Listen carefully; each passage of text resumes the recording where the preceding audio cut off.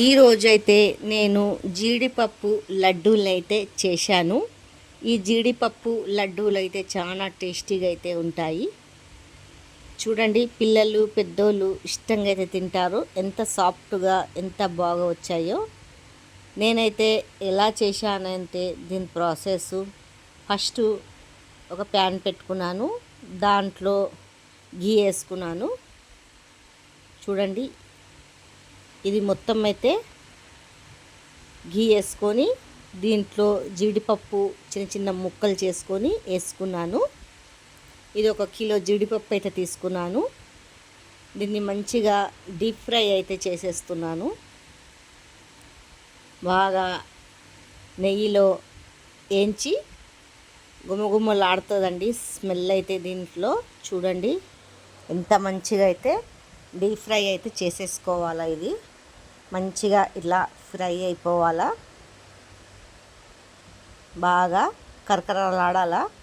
ఇలా ఫ్రై అయిపోయినాక దీన్నైతే పక్కగా తీసి చల్లగా చేస్తానికైతే పెట్టేశాను. తర్వాత ఒక గిన్నె తీసుకొని బెల్లము మనకు ఎంత కావాలో అంత క్వాంటిటీగా అయితే తీసుకున్నాను. కొద్దిగా దాంట్లో నీళ్ళు వేసేసుకున్నాను.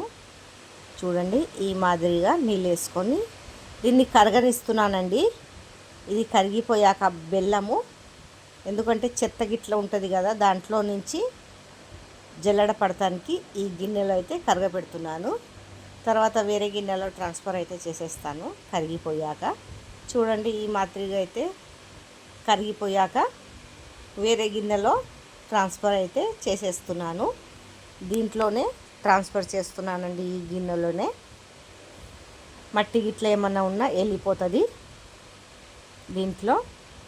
తర్వాత మంచిగా పాకం అయితే రానియాల, బెల్లం పాకము.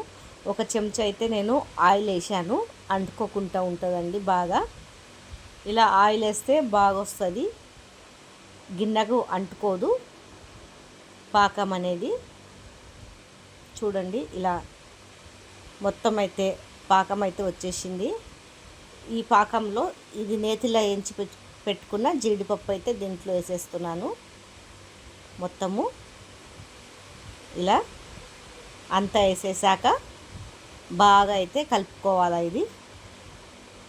ఇదంతా మంచిగా మ్యాష్ అయితే చేసేసుకుంటున్నాను. కలుపుకొని ఇలా అంతా కలిపేశాక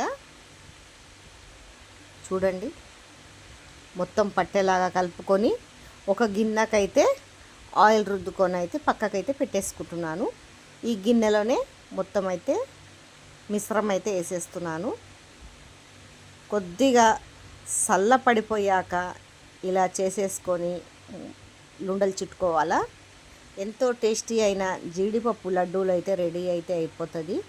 మీకు ఎంతమందికి ఇలా జీడిపప్పు లడ్డూలు ఇష్టం ఉన్నదో కామెంట్ అయితే చేయండి. ఈ రెసిపీ మీకు నచ్చినట్లయితే లైక్, సబ్స్క్రైబ్ అయితే చేయండి. ఫుల్ వీడియో మొత్తం అయితే చూసి సపోర్ట్ అయితే చేయండి.